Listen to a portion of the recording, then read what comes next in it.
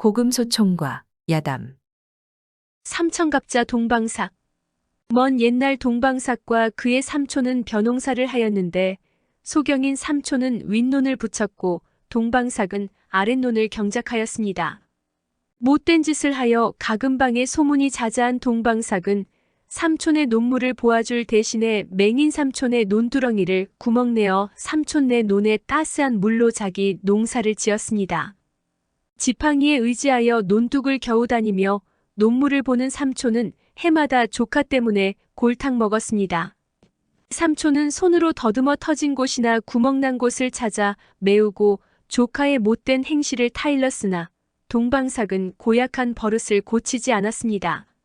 이러다 세월이 몇 해 흘러간 어느 해 봄이었습니다. 그에도 삼촌은 이웃 사람들의 도움을 받아 모를 낸 후 막대기를 짚고 논둑으로 다니며 논물을 보는데 동방삭이 또 논두렁을 몇 곳이나 구멍내었습니다. 삼촌은 온종일 그 구멍들을 막느라 쉬지도 못하고 분망이 돌아쳤습니다. 구멍을 다 막아놓고 그늘에서 땀을 들이던 삼촌은 점을 치더니 혼자 소리로 말하였습니다. 그 자식 금년까지나 애먹이겠군. 내 어디 한번 염라대왕한테 가서 벌을 받아보아라. 삼촌과 멀지 않은 곳에서 일하던 동방삭은 이 말을 다 들었습니다. 자기가 올해밖에 못 산다는 말을 들은 동방삭은 삼촌의 무릎 앞에 엎드려 울며 빌었습니다. 삼촌 내가 잘못하였으니 제발 내 명을 연장할 수 있는 방법을 알려주오. 이제부터 삼촌을 대신하여 논물을 보아주겠소. 삼촌은 입을 꾹 다물고 가타부타 말이 없었습니다. 삼촌, 내 정말 잘못하였으니 용서하여 주오. 남 못 보는 삼촌을 돕지 않고 사람 못할 노릇만 하였으니 정말 죽어 마땅하오. 삼촌 이제부터 다시 그런 고약한 행실을 하지 않겠으니 혈육의 정을 보아서라도 이 조카를 구하여 주오. 동방삭은 삼촌 앞에 엎드려 울며 손이 발이 되도록 빌었습니다. 지나온 행실을 보면 괘씸하기 그지없으나 혈육 지정을 생각해서 내 금명을 연장할 방도를 알려준다. 이제 아무 날이 되거든 여차여차하여라. 삼촌 정말 감사하오. 이제부터 내가 삼촌 대신 논물을 보아주겠으니 삼촌은 쉬오. 날이 가고 달이 가서 삼촌이 말하던 그날이 왔습니다.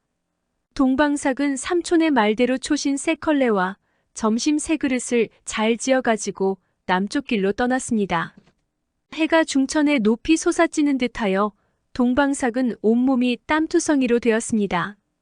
하지만 수명을 연장하고저 그 무더운 더위도 아랑곳하지 않고 정오전에 삼촌이 말하던 다리까지 갔습니다. 동방삭이 땀을 들이며 살펴보니 저쪽에서 세 사람이 걸어오다 동방삭과 멀지 않은 곳에 와서 쉬는 것이었습니다. 그들의 생김새를 보니 저마다 기괴한 몰골인데 입은 옷도 난생 처음 보는 천으로 지은 것이었습니다.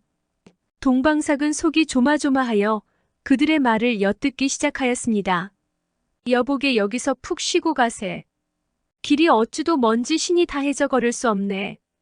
그중 키 큰 자가 자기 신을 벗어 보이는데 옆에서도 자기 신을 보이며 말하였습니다. 나도 이젠 촌보가 난행이요. 어디 가서 신을 얻어 신어야 길을 가지. 그러지 않다간 큰일 나겠네. 여기까지 들은 동방삭은 얼른 보찜에서 새 초신을 꺼내 들고 조심조심 그들에게 다가가 공손히 말하였습니다. 나에게 마침 신이 세 컬레 있으니 이 신을 신으십시오. 동방삭은 얼굴에 웃음을 띄우며 말하였습니다. 그들은 저마다 한 컬레씩 쥐어 신어보더니 기뻐 야단이었습니다. 거참 발을 제어 만든 것 같구만. 이거 어떻게 감사를 드렸으면 좋을지 모르겠소. 별 말씀 다 하십니다. 그들은 서로 환담하며 땀을 들이더니 중천에 걸린 해를 쳐다보고는 일어서며 말하였습니다. 신을 얻어 신었으니 이젠 어디 가서 욕이나 하고 가던 길을 재우치세. 이때 동방삭은 얼른 보찜을 풀면서 말하였습니다. 다른 곳에 갈 것 없이 여기서 함께 진지듭시다. 여기 밥과 채가 있으니 한 끼를 애우십시오. 서로 눈치를 살피더니 키 큰 자가 입을 열었습니다. 그럽세. 이왕 신세 진바하고 마저 신세를 지는 것이 좋겠네. 네 사람은 한자리에서 점심을 먹었습니다. 점심이 끝나자 동방삭은 그들을 보고 물었습니다. 대인님들은 무슨 급한 용무가 있어 이렇게 먼 길을 떠났습니까? 이렇게 은혜를 입고 어찌 속이겠소? 우리는 염라대왕의 사신인데 동방삭이란 놈이야 못 보는 삼촌을 속이는 못된 행실을 한다기에 오늘 그놈을 잡아다가 끓는 가마물에 쳐넣거나 그렇지 않으면 12층 지옥에 넣어 죽지도 살지도 못하게 하라는 왕의 엄명을 받고 가는 길이요. 동방삭은 소스라치게 놀라 온몸에 식은 땀을 쫙 흘리며 그들 앞에 엎드려 절하였습니다. 죄송합니다. 소인이 바로 동방삭인데 죄인이 바로 여기 있으니 속히 붙잡아 가기 바랍니다. 그들은 다시 동방삭을 쳐다보았습니다. 소문에 자네가 고약하기 그지없다더니 거짓이구만. 이걸 어쩐다. 그중 한 자가 썩 나가며 말하였습니다. 일이 이렇게 되고 보니 딱하게 됐네. 하지만 왕의 령대로 동방삭을 데리고 가서 사연을 잘 여쭈고 용서를 비는 것이 좋겠소. 그들은 동방삭을 데리고 염라대왕한테로 갔습니다. 자네들은 여기서 기다리게. 내 들어가 보고 올 테니. 키 큰 자가 들어가더니 1시경이나 있다 나왔습니다. 대왕께서 주무시고 계시니 기침하시기를 기다리세. 동방삭은 울며 빌었습니다. 내 일생에 큰 죄를 짓지 않았는데 사신님들이 나를 불쌍히 여겨 더 살게 하여 주옵소서. 동방삭이 이렇게까지 빌자 키 큰 자가 말하였습니다. 한 가지 방법은 있으나 그건 자네 운수에 달린 거네. 지금 들어가서 왕 앞에 놓인 호구부에 있는 자네 이름 옆에 수명을 고쳐놓으면 오래 살 수 있지만 이건 어려운 일이네. 그럼 소인이 들어갔다 오겠으니 기다리시오. 동방삭이 집 안에 들어서니 대왕님은 두 눈을 뚝 부릅뜨고 집이 울리게 코를 골며 자고 있었습니다. 그런데 마침 와 앞에 호구부 책이 펼쳐져 있어 살펴보니 바로 자기의 이름이 적힌 장이었습니다. 그는 떨리는 손으로 붓을 들어 30살밖에 못 산다고 쓰인 뒤에 동그라미 2개를 더 써놓고 황급히 물러나왔습니다. 왕이 일어나는 기척이 알리자 키 큰 사신이 임금의 방에 들어갔습니다. 자기가 보낸 사신이 들어오는 것을 보자 물었습니다. 그래 갔던 일이 어찌 되었는고? 사신은 얼른 엎드려 절부터 하였습니다. 동방삭은 인품이 어질고 선량한 인간이올시다. 그가 아직은 때가 되지 않았다며 오지 않겠다고 떼지라는 것을 억지로 끌어왔는데 왕께서 그의 수명을 다시 한번 보시기 바랍니다. 혹시 잘못 보시지 않으셨는지? 이놈, 짐이 그래 글자도 제대로 못 본단 말이냐? 그럼 내 눈으로 보거라. 왕이 노하여 던지는 책을 받아본 꺽다리 사신은 임금 앞에 엎드려 절하며 말하였습니다. 이걸 보십시오.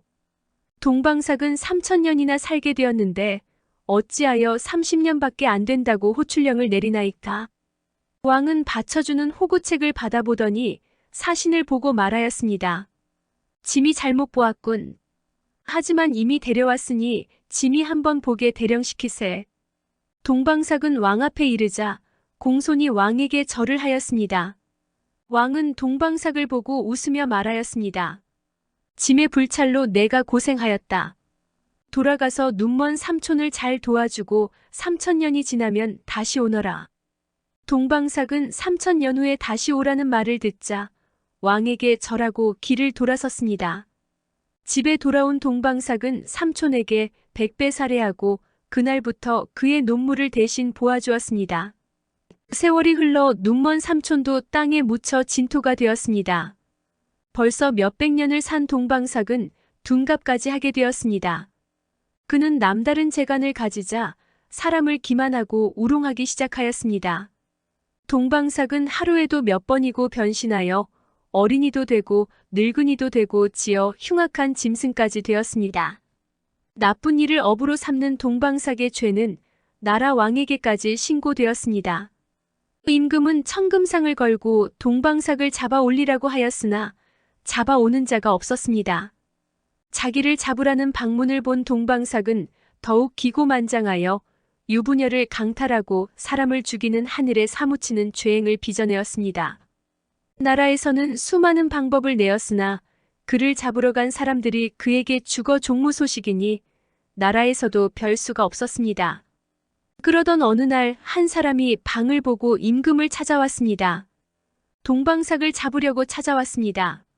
소인에게 군졸 20명과 목탄 20수레를 주시고 장수와 군졸들에게 사연을 알려주지 않고 나의 말에 복종하게 하신다면 수일 내에 꼭 동방삭을 잡아 나라 후환을 없애버리겠습니다. 장하시고 짐이 요구대로 하여 줄 테니 동방삭을 잡아 올리고 나라의 후환을 없게 할지어다. 왕은 당장에서 령하여 장수 10명과 날랜 군사 10명을 그 사람에게 주었습니다. 그는 더는 지체하지 않고 장수와 군졸들을 거느리고 목탄 수레를 몰고 가서 동방삭이 다니는 길 옆에 냇가에 세워 놓았습니다. 그리고는 목탄을 싣기 시작하였습니다.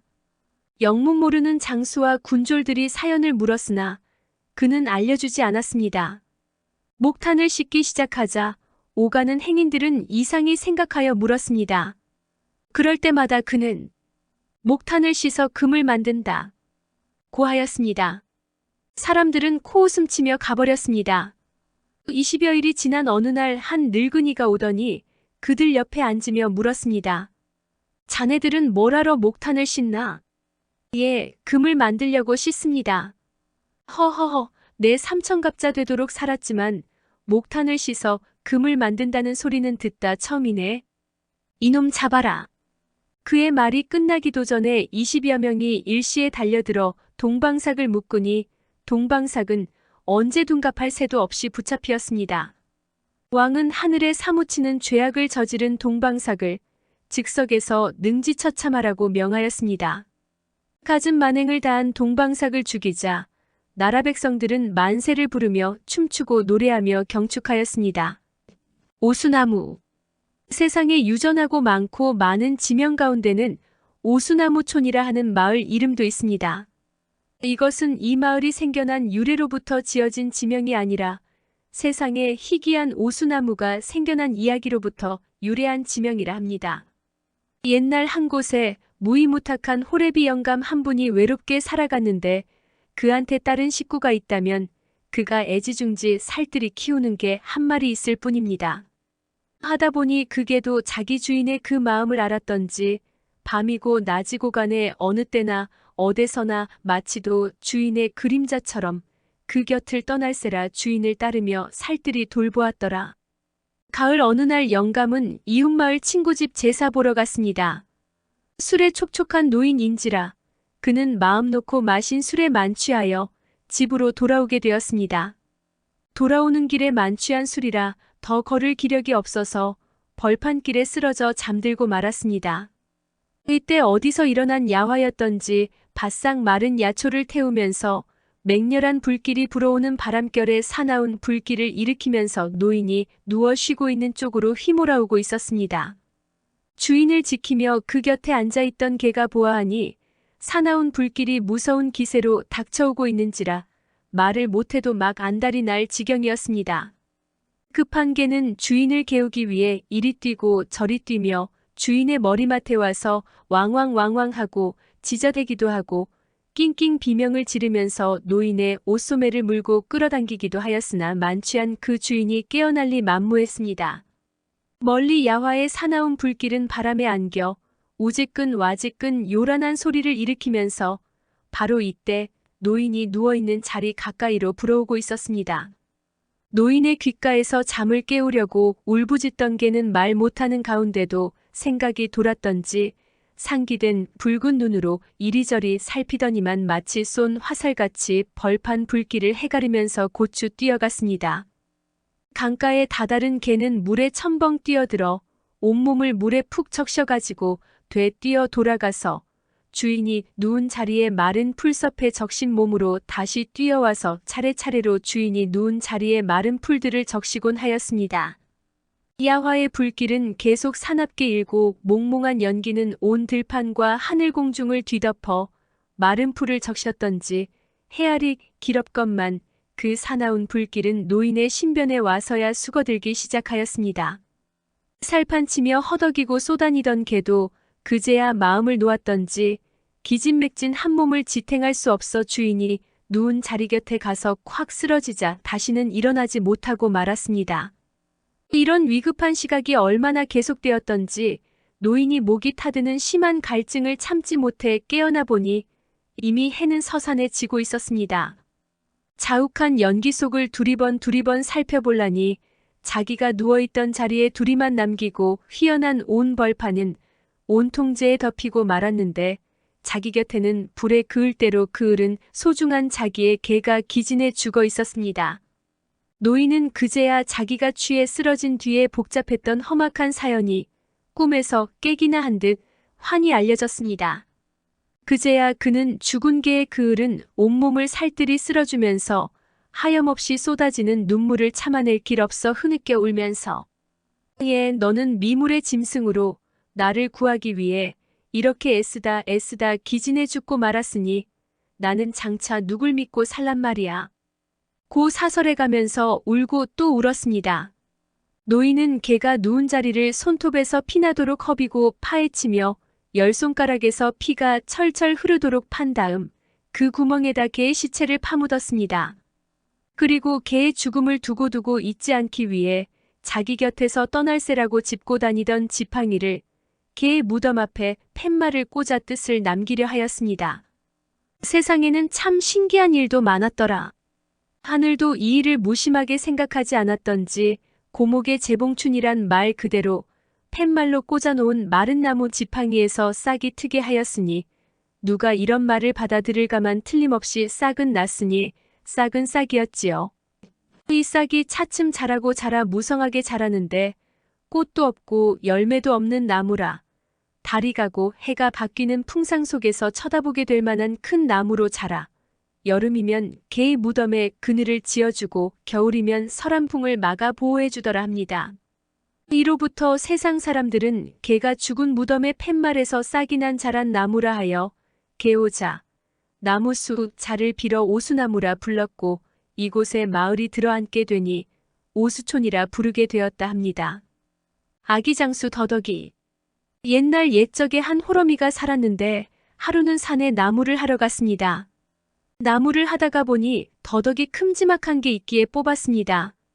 아무리 뽑아도 안 뽑히더니 더덕아, 나하고 살자 하니까 쑥 뽑혔습니다. 갑자기 쑥 뽑히니까 뒤로 자빠져서 대굴대굴 굴렀습니다. 더덕하고 사람하고 같이 대굴대굴 굴러서 집에까지 왔습니다. 그날부터 배가 불러오더니 10달을 채워 아들을 낳았습니다. 낳자마자 아기가 그날로 슬그머니 일어나 앉더랍니다.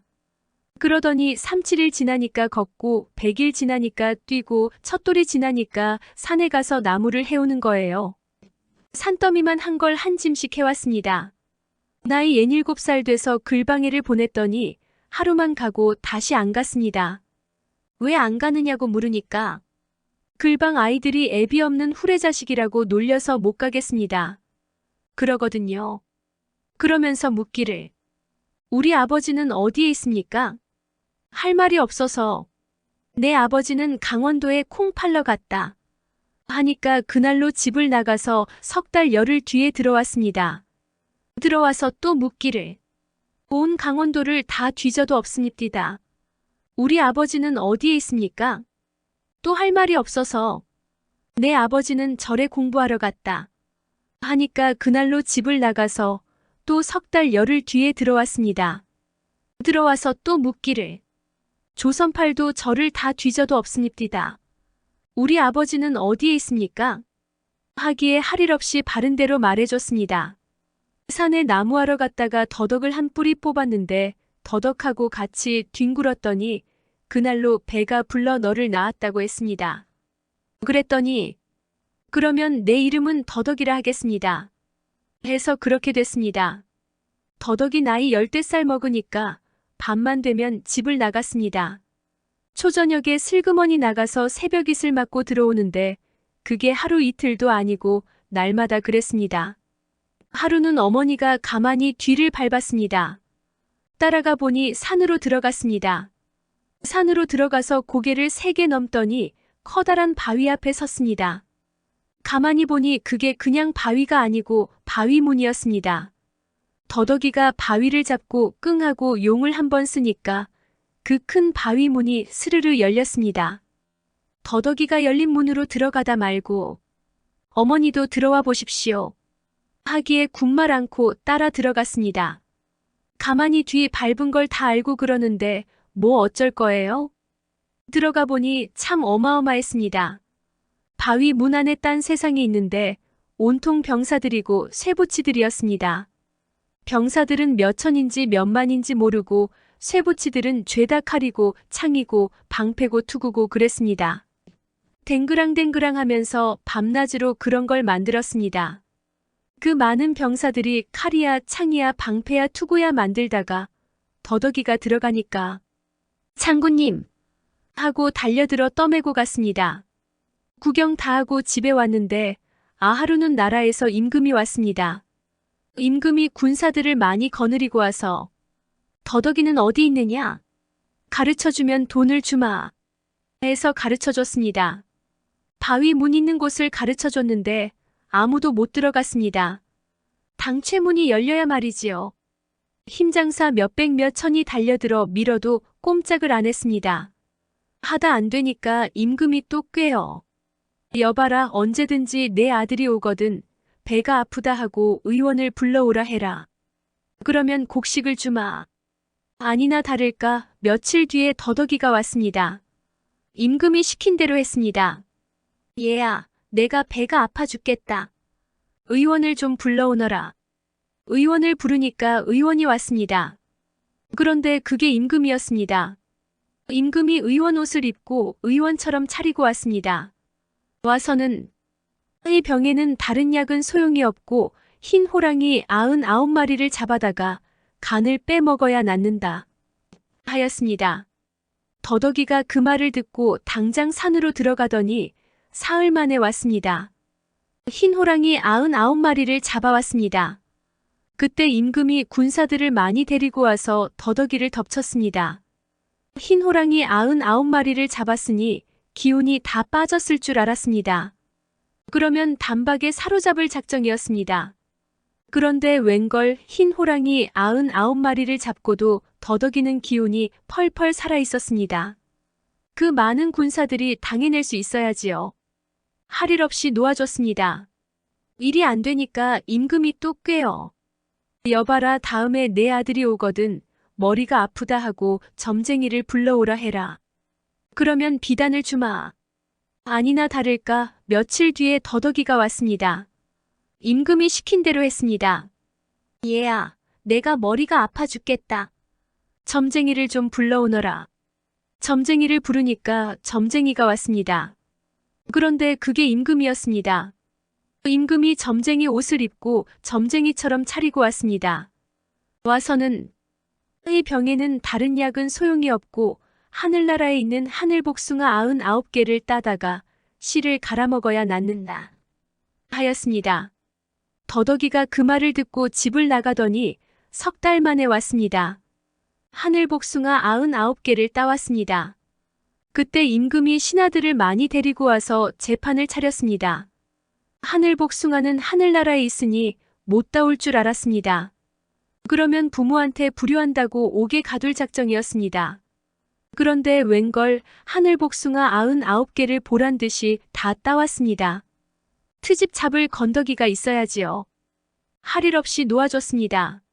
아무리 해도 안 되니까 임금이 소가죽 3,000장으로 주머니를 지어주면서 꿰었습니다. 여봐라 다음에 내 아들이 오거든 이 가죽 주머니 안에 들어가라 해라. 왜 그러느냐고 묻거든 들어가는 걸 보고 싶어서 그런다고 해라. 그러면 금덩이를 주마.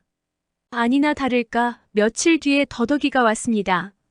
임금이 시킨 대로 했습니다. 얘야, 저 가죽 주머니 안에 들어가거라. 왜 그러십니까? 내가 들어가는 걸 보고 싶어서 그런다. 더덕이가 그 말을 듣고 가죽 주머니 안에 들어갔습니다. 그때 임금과 군사들이 숨어 있다가 뛰쳐나와서 주머니를 꽁꽁 묶고 바위에다가 패대기를 쳤습니다.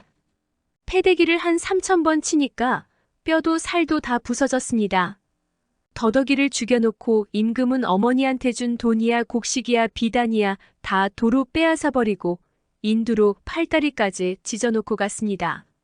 어머니가 뒤늦게 울며 불며 가죽 주머니를 풀어 헤쳐보니 뼈고 살이고 다 부서져서 가루가 돼 있었습니다. 가만히 생각해보니 더덕이가 죽기 전에 한 말이 생각났습니다. 만약에 내가 죽거든 반쪽아리 의원을 찾아 약 3첩을 지어다가 내 몸 위에 뿌리고 뼈 살아라, 살 살아라, 숨 살아가 하십시오. 그 길로 어머니가 반쪽아리 의원을 찾아다녔습니다. 3년 만에 지리산 산골짜기에서 눈도 하나, 귀도 하나, 팔도 하나, 다리도 하나인 반쪽아리 의원을 찾았습니다. 약 3첩 지어달라니까 밥 3,000끼를 지어달랬습니다. 밥 3,000끼를 지어줬더니 빨래 3,000가지를 해달랬습니다. 빨래 3,000가지를 해줬더니 물 3,000동이를 길어달랬습니다. 물 3,000동이를 길어줬더니 약 3첩 지어주더랍니다. 약 3첩을 가지고 와서 더덕이 뼈가루 살가루 위에 뿌렸습니다. 한 첩 뿌리고 뼈 살아라 하니까 뼈가 살아났습니다. 또 한 첩 뿌리고 살 살아라 하니까 살이 살아났습니다. 또 한 첩 뿌리고 숨 살아라 하니까 숨이 살아났습니다. 다시 살아난 더덕이는 어머니하고 바위 문 안으로 들어갔는데 그 뒤로는 아무도 본 사람이 없었습니다. 굴 속에 들어간 장수. 옛날에는 장수가 나면 나라에서 가만두지를 않았습니다. 무슨 말인고 하니 장수는 힘세고 재주 많잖아요. 그러니까 행여 임금을 몰아내고 자기가 임금 노릇할까봐 아예 나라에서 잡아갔다는 거예요. 잡아가서 뭐 어떻게 했는진 몰라도 잡혀가면 그게 끝이었습니다. 그래서 아기 장수가 났다 하면 그 집이 아주 초상집이 되었습니다. 옛날 어느 곳에 장수가 났는데 그 집 식구들이 그냥 쉬쉬하고 키웠습니다. 그래서 아무도 몰랐습니다. 아무 힘도 재주도 없는 척하고 사니까 장수인 줄 아무도 몰랐습니다. 그 집 식구들도 그렇고 장수도 아예 티를 안 내고 그냥 잠자코 사는 거였습니다. 힘도 재주도 다 숨기고 살았습니다. 사실은 힘으로 말할 것 같으면 반쪽이도 울고 가고 재주로 말할 것 같으면 홍길동도 저리 가랄 만한데 말이에요. 이 아기 장수가 커서 총각이 됐을 때 한 번은 고기잡이를 하러 바다에 나갔습니다. 집이 바닷가에 있어서 동네 사람들이 다 물고기 잡아먹고 살았습니다. 이웃 동무들하고 같이 갔는데 가서 물고기를 많이 잡았습니다. 한 배 가득 잡아서 좋아라 하며 돌아오는데 그때 해적이 나타났습니다. 배 타고 돌아다니면서 남의 것 빼앗는 놈들이 있었습니다. 해적이 턱 나타나서 다짜고짜 칼을 들이대니 뭐 어쩔 수 있나요? 이쪽은 몽둥이 하나 없는 맨손들이니 어디 대거리나 한 번도 못했습니다. 그냥 곱다랗게 빼앗겼습니다. 해적들이 이쪽 배에 가득 잡은 물고기를 다 저쪽 배에 옮겨 싣고 가는 판이었습니다. 일이 이렇게 되니 동무들이 분해서 죽겠다고 야단났습니다. 저희들이 종일 힘써 잡은 물고기를 용 한 번 못 써보고 몽땅 빼앗겼으니 분하지 안 분해요? 그렇다고 뭐 어떻게 해볼 수는 없고 그냥 앉아서 씩씩거리며 분을 사기는 판이었습니다. 이때 장수가 동무들한테 가만히 말했습니다. 너희들 정말 그렇게 분하니? 그러면 내가 도로 찾아오련? 내까짓 게 무슨 수로 찾아와? 아무도 이가 장수인 줄 모르니까 그러는 거지요. 내가 도로 찾아올 테니 너희들 소문 안 낼 테냐? 소문은 무슨 소문? 글쎄 너희들 지금부터 본 건 뭐든지 말 안 내겠다고 약속하면 내 도로 찾아오마. 내가 찾아오기만 하면 말 안 내고 말고. 다 말 안 내겠다고 약속을 하지. 뭐 그럼 말 낼 테니까 찾아오지 마라. 그럴 사람 어디 있어요? 뭐 그럴 때는 하늘에 대고 맹세를 하래도 하지요. 다 약속을 하니까 이 장수가 배에서 슬쩍 뛰어내리는데 뭐 안방 문지방 넘듯이 그냥 뛰어넘었습니다. 그러더니 그냥 물 위로 달려가는 거예요. 너희들은 배로 뒤따라오너라. 이러고 달려가는데 참 빠르기가 번개 같았습니다. 발목 하나 물에 안 잠기고 사뿐사뿐 마치 마른 땅 밟듯이 바다를 밟고 그냥 냅다 달려갔습니다. 동무들이 배를 타고 길을 쓰고 노를 저어 따라가도 못 따라갔습니다. 그렇게 달려가서 해적배를 따라잡아서는 성큼 배에 올라섰습니다. 그러니 해적들이 달려들 것 아니에요. 싸움이 벌어졌습니다. 그런데 뒤따라가던 동무들이 보니까 뭐 아무것도 안 보였습니다. 그냥 먼지만 한번 풀썩 일었다가 말았습니다. 아주 참 그냥 잠깐이었습니다. 눈을 비비고 가만히 보니 그새 해적들이 다 여기저기 나자빠졌습니다. 뭐 어떻게 했는진 몰라도 칼 든 놈들 여럿이 눈 깜짝할 새에 다 그만 나가떨어졌습니다. 너희들 아까 빼앗은 것 다 저 배에 도로 실어라. 배전에 떡 버티고 서서 호령을 하니까 해적들이 감히 고개나 들 수 있나요? 벌벌 떨면서 시키는 대로 하였습니다.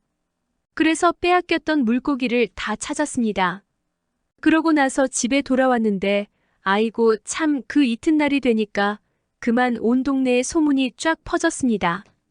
아무개가 바다 위를 땅 밟듯이 걷고 칼 든 해적 여럿을 눈 깜짝할 새에 해치웠다고 장수도 그런 장수가 없더라고 아주 소문이 나도 크게 났습니다. 그거 뭐 다들 말 안 내겠다고 약속을 했지만은 입이 근질거려서 배기지를 못했던 모양이었습니다. 아무리 그래도 한 며칠이나 참을 것이지 원. 소문이란 게 한번 나기 쉽지 어디 그게 금세 수그러드나요? 퍼지고 퍼져서 서울까지 퍼졌습니다. 나라에서 소문을 듣고 장수 잡으려고 당장 군사를 보냈습니다. 군사들이 말을 타고 창을 들고 들이닥치니까 온 동네 난리가 났습니다. 군사들 온단 말을 듣고 장수는 얼른 뒷산 바위굴 속에 들어갔습니다. 식구들을 다 데리고 들어갔습니다. 식구들을 두고 들어가면 군사들이 식구들을 대신 잡아가거든요. 어머니, 아버지, 동생들을 다 데리고 들어갔는데 그 뒤로 아무도 본 사람이 없었습니다. 군사들이 굴속을 이 잡듯이 뒤졌지만 발자국 하나 없었습니다. 어디로 갔는지 어찌된 영문인지 아무도 몰랐습니다. 그 마을 사람들 말로는 그 뒤로 가끔 뒷산 바위굴 속에서 사람 울음소리 같은 게 새 나오더라고 하지만 그것도 잘못 들은 건지 모릅니다. 새 신랑의 재주. 옛날에 어떤 정승이 살았는데 이 사람한테 딸이 하나 있었습니다. 아들도 없고 딱 그 외동딸 하나뿐이었습니다. 그러니 얼마나 귀해요? 금이야 오기야 하고 키웠습니다. 그렇게 키워 나이가 들어서 시집 보낼 때가 됐는데 정승이 가만히 생각하기를 금지옥엽 귀하게 키운 딸 자식을 아무데나 시집 보낼 수는 없으니 재주 많고 덕 많은 신랑감을 내 손으로 구해야겠다. 하고서는 그날부터 사윗감을 구하러 들매끈을 메고 나섰습니다. 온 나라 방방곡곡을 돌아다니면서 마음에 드는 사윗감을 찾았단 말이지요. 몇 달 동안 그렇게 돌아다니다가 어느 곳에 가니까 글방이 있는데 그 글방에 참 똑똑한 총각이 하나 있더랍니다. 훈장이 하나를 물으면 열을 대답하고 책 이름만 대면 첫 장부터 마지막까지 줄줄 외우는데 한 군데도 막히는 데가 없었습니다. 글도 얼마나 잘 짓는지 운만 딱 대면 그 자리에서 바로 12구를 지어내는데 한마디도 더듬는 법이 없었습니다. 아무 데를 가면 저만한 사윗감이 있으랴 하고 그 총각집을 찾아가서 청혼을 했습니다. 나는 아무데 사는 아무 정승인데 대개 아들이 마음에 들어 사위 삼으려고 하니 어떠시오? 이러니까 그 뭐 정승딸을 며느리로 주겠다는데 누가 마다하겠어요? 당장 혼인 약속을 하고 사주 써주고 날까지 받았단 말이에요. 아무 날 아무 시에 혼례 치르러 오라고 단단히 약속해놨습니다. 그래놓고 길을 떠나 집으로 오는데 오다가 날이 저물어 주막에를 딱 들렀습니다. 주막에서 하룻밤 자려고 방을 잡아 쉬고 있으니까 웬 총각이 그 방에 묵으러 들어왔습니다. 주막에서 방은 적고 손님은 많고 하면 한 방에 여러 손님을 들이기 예사였습니다. 그런데 그날따라 손님이 많아서 밥상이 모자랐던지 저녁상이 들어오는데 광주리가 턱 들어왔습니다. 광주리에 밥그릇을 담아가지고 드렸습니다. 그걸 보고 총각이 아무리 길가에서 먹는 밥이라지만 어찌 이럴 수가 있는가 하더니 잠깐 나가서 밥상 하나를 뚝딱 만들어 가지고 들어온단 말씀이에요. 나무를 깎아 붙이고 다듬어 칠까지 해서 들어오더란 말이지요. 거기에다 그릇을 떡 올려놓고 어르신 어서 드십시다 하는데 가만히 보니 저런 재주 가진 총각도 흔치 않을 것 같거든요. 정승이 그 재주에 탐복해서 미리 약속한 것을 깜빡 잊고 그 총각한테 청혼을 했습니다. 아무데 사는 아무 정승인데 내 사위가 되는 것이 어떤가 하니까 뭐 마다할 리가 있나요? 그 자리에서 대충 예를 갖추고 아무 날 아무 시에 장가들러 오라고 약속을 했습니다. 같은 날 같은 시에 신랑 둘이 오게 됐단 말이지요. 그래놓고 길을 떠나 집으로 오는데 어느 곳을 지나다 보니까 길가 논에서 웬 총각이 모를 심고 있더랍니다. 그런데 모를 어찌나 잘 심는지 한마지기 논을 눈 깜짝할 사이에 다 심었습니다. 그래놓고 걸음 주고 김 매는 것이 딱 담배 한 대 참이었습니다. 담배 한 대 피울 동안에 그 많은 일을 다 하더란 말이지요. 농사가 천하의 근본인데 농사를 저리 잘 지으니 저보다 나은 사윗감이 있으랴 싶어 정승이 그 총각한테 또 청혼을 했습니다. 나는 아무데 사는 아무 정승인데 내 사위 될 생각은 없는가? 하니 그거 뭐 감지덕지였습니다. 당장 그러겠노라고 할 것 아니겠어요?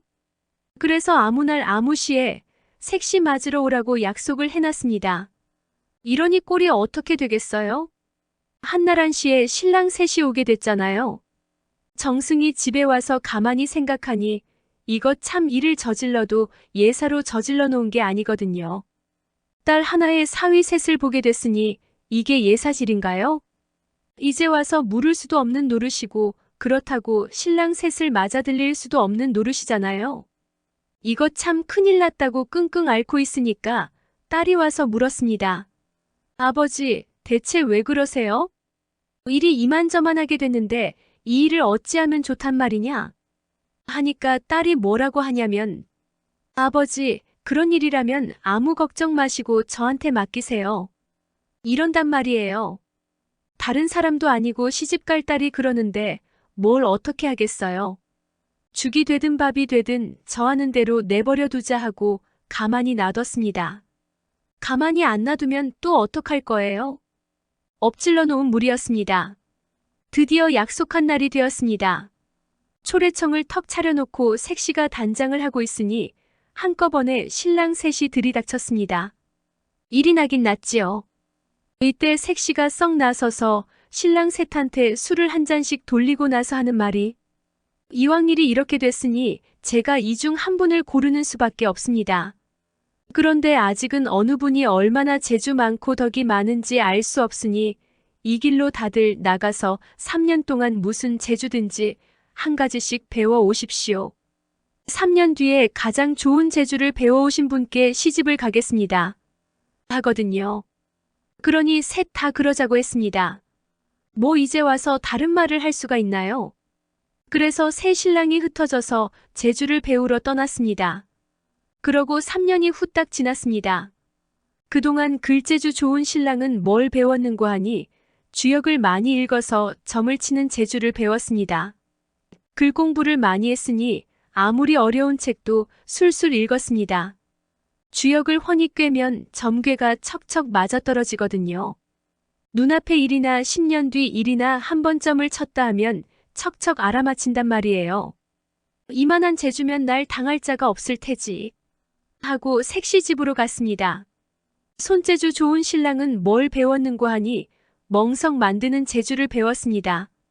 예사 멍석이 아니라 하늘을 훨훨 날아다니는 멍석이었습니다. 사람이 타고 날아다닐 수 있는 멍석이란 말씀이에요. 아무리 먼 곳이라도 멍석 타고 활갯짓 한번 하면 눈 깜짝할 사이에 가니 좀 좋아요. 손재주가 워낙 좋으니까 그런 물건을 다 만든 거예요.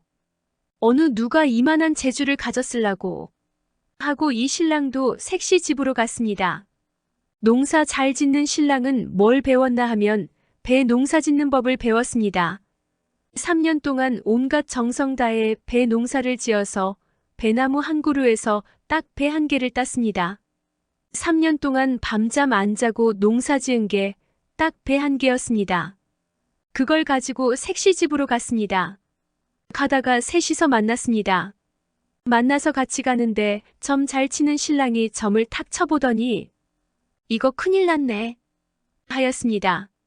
뭐가 큰일이냐? 하니까 색시가 병이 들어 다 죽어간다 하는 거예요. 그 색시한테 장가들려고 3년 동안 고생했는데 색시가 다 죽어간다니 기가 막혔습니다. 이때 멍석 가진 신랑이 나서서 그러면 한시가 급하니 멍석을 타고 가자 해서 새 신랑이 멍석을 타고 훨훨 날아갔습니다. 멍석을 타니까 색시 집까지 뭐 눈 깜짝할 사이에 날아가는 거예요. 가본이 아닌 게 아니라 색시가 정신을 잃고 누웠는데 막 숨이 넘어가려는 참이었습니다. 이때 배 가진 신랑이 허리춤에서 배를 꺼내어 그걸 갈아서 즙을 내어 색시한테 먹였습니다. 그랬더니 다 죽어가던 색시가 눈을 뜨고 부스스 일어났습니다. 3년 동안 온갖 정성을 들인 배라서 효험이 있었던 모양입니다. 이렇게 색시를 살려놓으니 이제는 누구한테 시집을 가느냐 하는 게 문제였습니다. 점 잘 치는 신랑이 점을 못 쳤으면 죽는 것도 몰랐을 것이요. 멍석 가진 신랑이 아니었으면 빨리 오지 못했을 것이요. 빨리 못 왔으면 오기도 전에 색시가 죽었을 것 아니겠어요? 배 가진 신랑이 없었으면 빨리 온들 무슨 소용이 있었겠어요? 그냥 죽는 꼴을 보고 있어야지요. 이러니 세 신랑 중에 어느 하나 헐한 것이 없단 말이에요. 그래도 세 신랑하고 살 수는 없는 노릇이니 그 중 하나를 고르긴 골라야지요.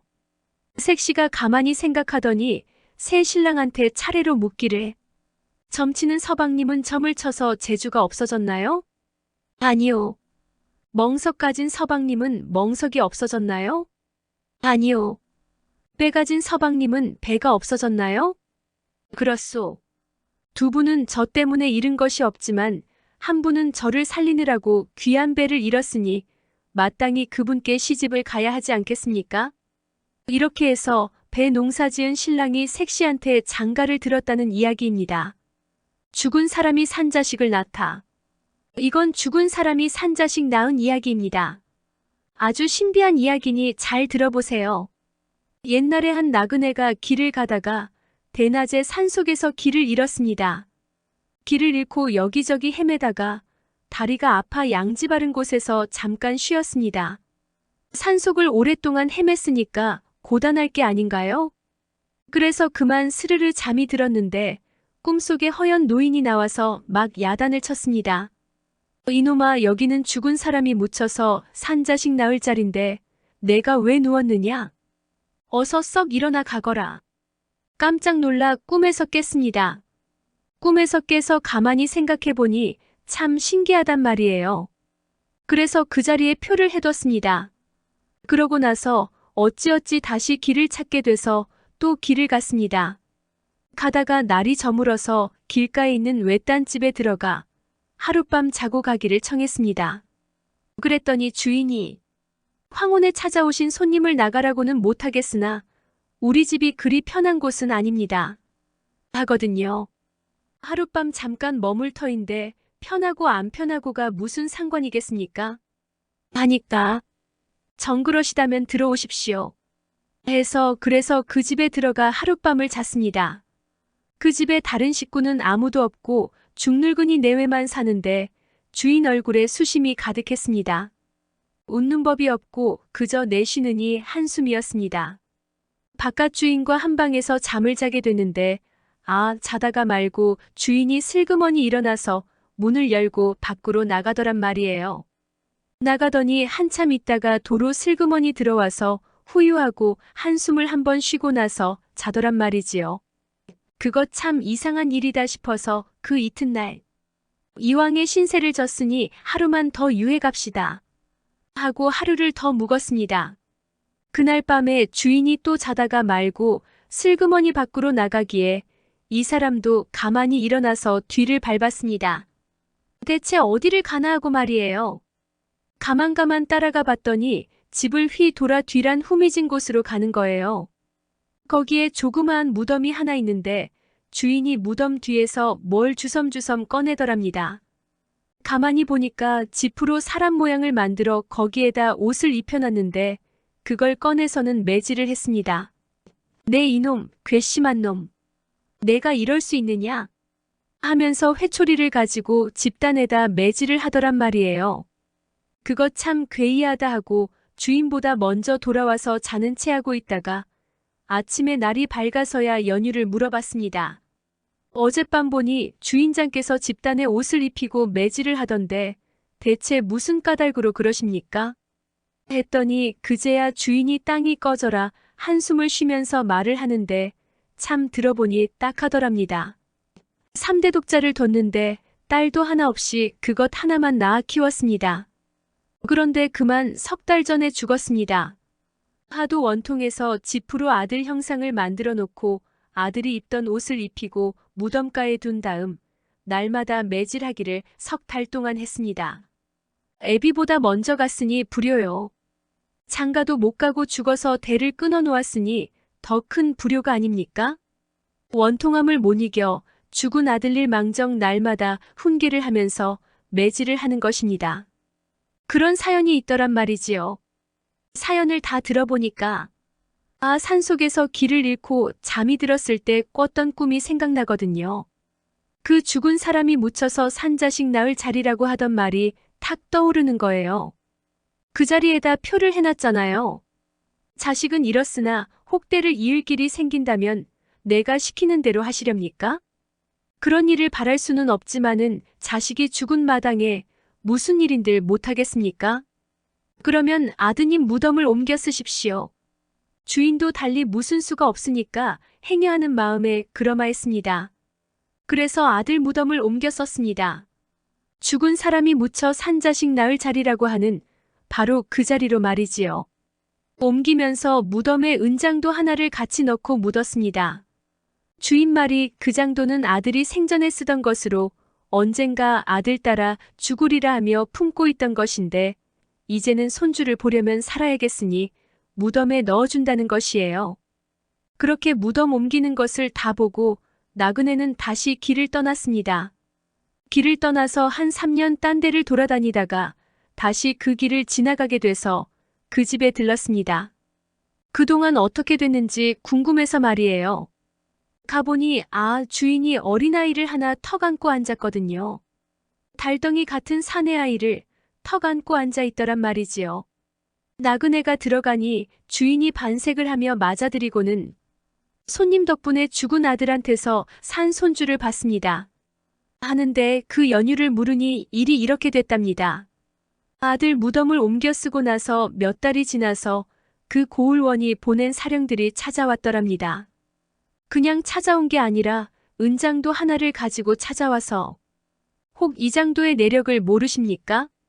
하는데 가만히 보니까 그게 아들의 장도더란 말이지요. 제 손으로 아들과 함께 무덤에 묻은 바로 그 장도예요. 이것은 내 아들의 장도인데 이걸 왜 당신들이 가지고 있소? 했더니 사령들이 놀라면서 고을원에게 얼른 가보자고 하더랍니다. 그래서 고을원을 찾아갔더니 원이 또한 놀라면서 정녕 이 장도가 그대의 아들 것이오? 하고 물었습니다. 틀림없습니다. 내 손으로 아들과 함께 이 장도를 묻었습니다. 했더니 원이 자초지종을 이야기하는데 그 일이 참 괴이하더랍니다. 몇 달 전에 원이 그 고을을 맡아 부임하면서 식구들을 데리고 왔는데 산속을 지나다가 이상한 일이 일어났다는 거예요. 맨 뒤에 따라오던 딸의 가마가 그만 땅에 딱 들러붙어서 옴짝달싹 않더란 거지요. 장정들이 여리고 스물이고 달려들어 떼어내려 해도 안 되더랍니다. 그래서 할 일 없이 그 자리에서 행렬을 멈추고 한참 동안 쉬었더랍니다. 한참을 쉬고 나니까 가마가 떨어져서 행렬이 다시 움직였는데 부임을 하고 나서 보니까 딸의 배가 점점 불러오더라지 뭐예요. 딸이 아이를 뵌 거예요. 사대부 집에서 처녀가 아이를 뵀으니 온 집안이 발칵 뒤집힐 것 아닌가요? 암만 생각해도 부임할 때 산속에서 딸의 가마가 땅에 들러붙은 일이 마음에 걸려서 가마를 살펴봤더니 거기에 못 보던 은장도가 떨어져 있더라는 거예요. 그렇다면 이 아이 아버지는 장도의 주인이 틀림없다. 이렇게 생각하고 사령들을 시켜 온 고을에 수소문을 했는데 마침 주인이 나타났다 이런 말이지요. 가만히 들어보니 원의 딸이 뵌 아이가 자기 손주인 게 틀림없거든요. 그렇지 않고서야 무덤 속에 들어있어야 할 장도가 가마 속에 들어갈 리 있나요? 그래서 원의 딸이 아이 낳기를 기다려 그 아이를 데리고 와서 손주로 키우고 있다는 거예요. 나그네가 이야기를 다 들어보니 아닌 게 아니라 죽은 사람이 산 자식을 낳았거든요. 설마 그런 일이 있으랴 했는데 사실로 되더라는 거지요. 그런 이야기가 저 강원도 영월 땅에 전해오고 있습니다. 원님이 된 어부. 옛날 옛적 어느 곳에 한 총각이 홀어머니를 모시고 살았습니다. 날마다 장에 나가 그물질을 해서 고기를 잡아 그저 입에 풀칠이나 하고 살았는데 하루는 그물을 당기니 묵직했습니다. 야, 이거 굉장한 고기가 걸렸나 보다 하고 슬슬 당겨 올리니까 소뚜껑만 한 자라가 올라왔습니다. 옳거니 횡재로구나. 이놈을 푹 고아서 늙으신 어머니 몸보신 해드려야겠다. 가마솥 뚜껑만한 자라니까 굉장했습니다. 좋아라 하고 망태에 담으려고 하는데 가만히 보니 자라가 눈물을 뚝뚝 흘렸습니다. 그걸 보니 마음이 참 안 됐습니다. 저것도 죽기 싫어서 저렇게 눈물을 흘리는구나. 에라, 어머니 몸보신은 다음에 해드리고 우선 불쌍한 목숨 살려나 주고 봐야겠다. 이렇게 마음먹고 자라를 물에 놓아줬습니다. 그랬더니 고맙다는 듯이 물 밖으로 고개를 내밀고 끄덕끄덕 절을 하더니 물속으로 스르르 헤엄쳐 들어갔습니다. 자라를 살려주고 나니 마음이 가뿐해서 그물을 걷고 집으로 막 돌아가려는데 갑자기 강물이 두 쪽으로 스르르 갈라지더니 물속에서 비단 옷 입은 동자가 썩 나와서 절을 하였습니다. 저는 용왕국 용왕의 셋째 아들이온데 아까 그물에 걸린 저를 살려주신 은공을 갚고자 합니다. 소원이 있으면 한 가지만 말해보십시오. 이런단 말이에요. 홀어머니 모시고 사는 노총각이 소원이 있으면 뭐겠어요? 착하고 예쁜 색시 얻어 장가가는 게 소원이지요. 나야 뭐 장가나갔으면 소원이 없겠소. 했습니다. 그랬더니 동자가 잠깐 기다리라 하고 물속으로 들어가더니 잠시 뒤에 도로 나와서 묵직한 퇴침을 하나 건네주면서 이것을 가지고 가시면 좋은 일이 있을 것입니다. 하더랍니다. 그러고는 물속으로 도로 스르르 들어가서 다시 안 나왔습니다. 그 퇴침을 가지고 집에 돌아왔습니다. 집에 와서 퇴침을 장롱 위에 얹어뒀는데 그 이튿날 아침에 턱 일어나 보니 밥상이 한 상 잘 차려져 있었습니다. 잘 차려도 예사로 잘 차린 게 아니라 진수성찬을 상다리가 휘도록 차려놨습니다. 어머니, 이게 웬 밥상입니까? 얘야, 나도 모르겠다. 자고 일어나 보니 누가 차려놨더라. 그거 참 이상한 일도 다 있다 하고 맛있게 먹었습니다. 배를 두드려가며 먹고 나서 고기를 잡으러 강에 나갔는데 점심때가 돼서 돌아와 보니 또 밥상이 잘 차려져 있었습니다. 뜻도 보도 못한 음식이 상에 즐비했습니다. 어머니, 또 웬 밥상입니까? 글쎄 나도 모르겠다. 이웃집에 잠깐 다녀온 사이에 누가 차려놨구나. 또 잘 먹었습니다. 그러고 난 뒤에도 때만 되면 밥상이 차려져 있었습니다.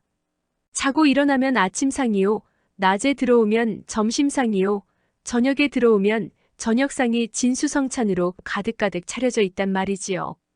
이럴 게 아니라 대체 누가 밥상을 차리는지 지켜봐야겠다 하고 하루는 고기 잡으러 가는 체하고 나갔다가 일찍 돌아와서 부엌문 뒤에 가만히 숨어 있었습니다. 해가 중천에 올라 점심때가 되니까 방문이 살짝 열리더니 꽃 같은 색시가 방 안에서 나오는데 선녀가 따로 없었습니다. 그 색시가 잠깐 뚝딱 하더니 밥상 가득 음식을 차려서 방 안으로 들어가는 거예요. 살금살금 뒤따라가 봤더니 밥상을 방 가운데 놓고 밥보자기까지 덮어놓고는 장롱 위로 올라가서 퇴침을 똑똑 두들겼습니다. 그러니까 퇴침이 스르르 두 쪽으로 갈라지고 색시는 눈 깜짝할 사이에 퇴침 속으로 쑥 들어가더란 말이지요. 아, 여태 저 퇴침 속의 색시가 밥상을 차려놨구나. 점심밥을 먹고 나서 또 고기 잡으러 가는 체하고 나갔다가 일찌감치 들어와서 부엌문 뒤에 숨어 있었습니다. 저녁 무렵이 되니까 또 색시가 방문을 살짝 열고 나와 저녁상을 차려놓고 퇴침 속으로 들어가려는 걸 탁 붙잡았습니다. 들어가지 말고 그냥 나와 같이 삽시다. 그랬더니 색시가 안 된다고 그랬습니다. 석 달만 기다려주시면 백년해로 할 터이니 그때까지만 참아주십시오. 총각이 그 말을 안 듣고 한사코 색시를 붙잡았습니다. 치맛자락을 꽉 잡고 안 놓아주니 뭐 어찌할 도리가 있나요? 퇴침 속에 못 들어가고 그냥 눌러 살게 되었습니다. 총각과 혼인해서 살았습니다. 꽃같이 어여쁜 색시도 얻었겠다. 이제는 아무 걱정 없이 잘 사는 거예요. 남편은 날마다 고기 잡고 아내는 밥 짓고 빨래하면서 어머니 모시고 잘 사는 거지요. 그렇게 한평생 잘 살았으면 좋으련만 세상 일이란 게 어디 그리 쉽기만 한가요? 하루는 고을 원의 행차가 이 집 앞을 지나게 되었습니다. 마침 아내가 개울에서 빨래를 하고 있었는데 원이 말을 타고 지나다가 보니 세상에 저런 선녀가 없거든요. 저런 사람을 아내로 삼으면 원이 없겠다 싶었지요. 원이 관아에 돌아가자마자 사람을 시켜 남편을 잡아오라 하였습니다. 너희들 얼른 가서 아무 데서 빨래하던 여인의 남편을 데려오너라. 사령들이 우르르 몰려와서 붙잡아가니 안 잡혀갈 도리가 있나요? 원 앞에 잡혀가서 턱 꿇어 앉으니 원이 하는 말이 나하고 내기를 하되 내가 지면 돈 1000냥을 주려니와 내가 지면 내 아내를 내게 보내야 한다. 이러거든요. 원이 우격다짐으로 그러는데 가난한 어부가 감히 거역할 수가 있나요? 저 너른 벌판에다가 집 짓기 내기를 하는데 빨리 짓는 사람이 이기는 것이다. 고을 원이야 권세가 있으니까 사람을 얼마든지 써서 하루아침에 청기와 집도 지으려니와 저는 한갓 어부의 몸으로 어찌 집을 지어요? 혼자서 집을 짓다가는 몇 달이 걸릴지 몇 해가 걸릴지 모르는 판이거든요. 집에 돌아와서 그만 밥도 안 먹고 이불을 둘러쓰고 누워서 끙끙 앓았습니다. 그 꼴을 보고 아내가 왜 그러느냐고 물을 게 아니에요. 여차여차해서 이런다고 말을 하니까 그때 석 달만 더 기다렸으면 이런 일이 없었을 터인데 석 달을 못 참아서 이런 일이 생기는 것입니다. 그렇지만 걱정 말고 밥이나 드십시오. 그동안 저는 친정에 좀 다녀오겠습니다. 하더니 옷을 차려입고 나갔습니다. 어디가 친정인고 하니 강물 속 용궁이 친정이었습니다. 용궁 선녀가 퇴침 속에 숨어서 세상에 나온 거지요. 그래서 친정에 간다고 용궁에 갔다 오는데 올 때 병을 3개 들고 오더랍니다. 조그만 병을 3개 들고 와서 남편에게 주면서 내일 벌판에 나가서 이 병마개를 차례로 여십시오.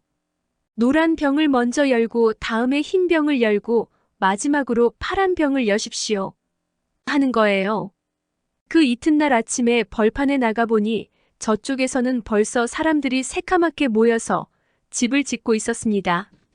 고을에서 한다 하는 목수, 미장이, 흙일꾼들이 수백 명 모여서 터를 닦고 집을 짓느라고 야단이 났습니다.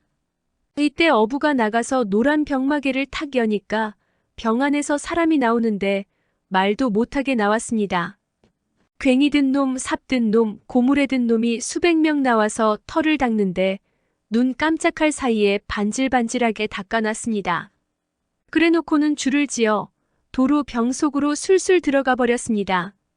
그 다음에 흰 병마개를 탁 여니까 이번에는 목수가 수백 명 쏟아져 나왔습니다.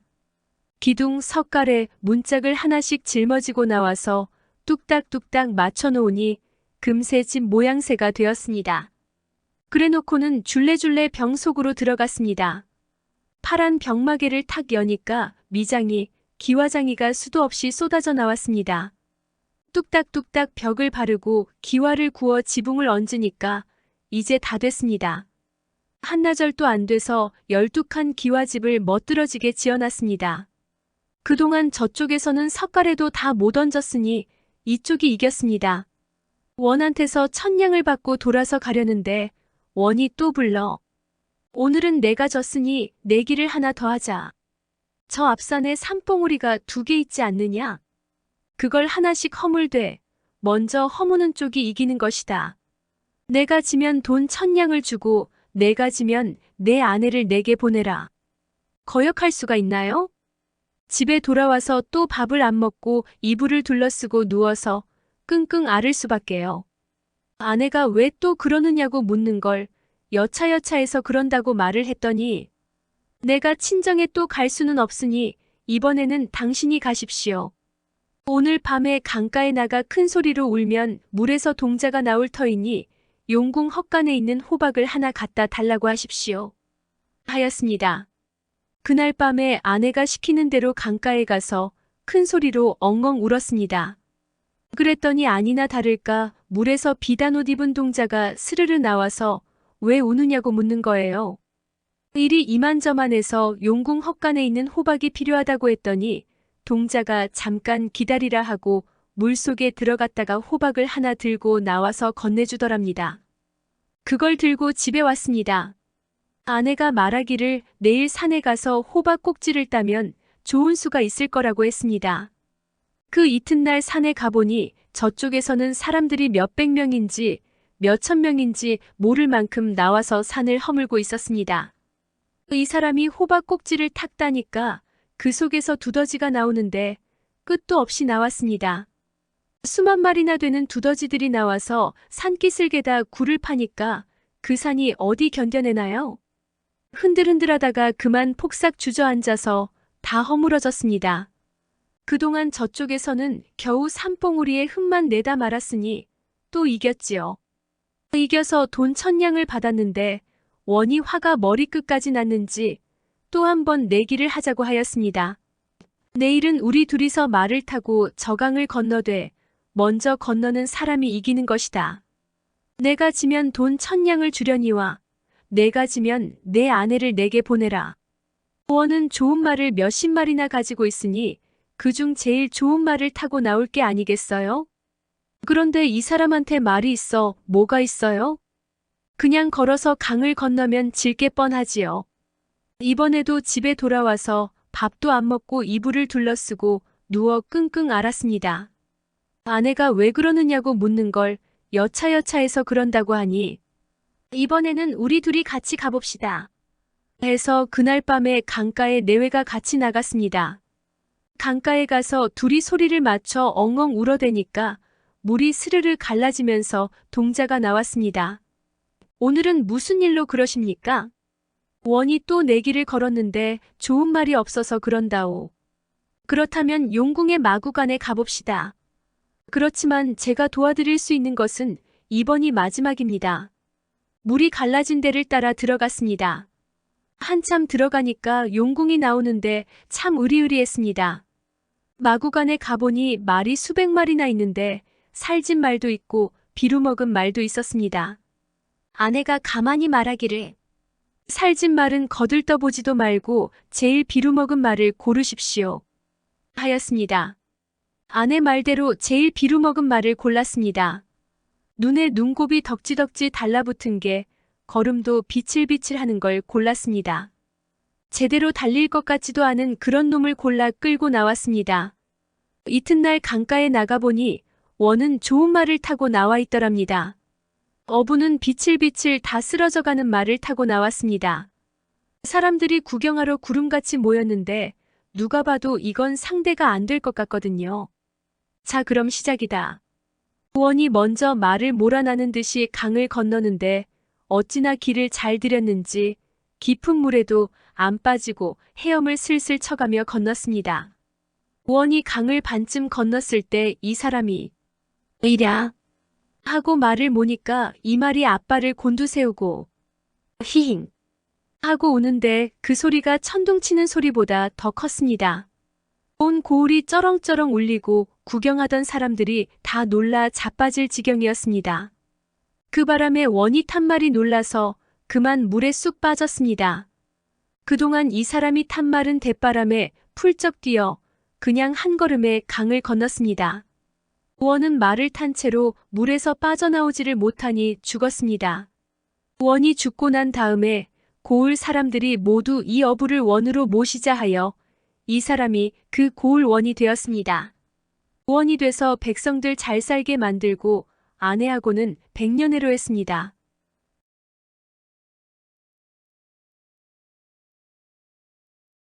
구독과 좋아요, 알람 설정 부탁드리옵니다.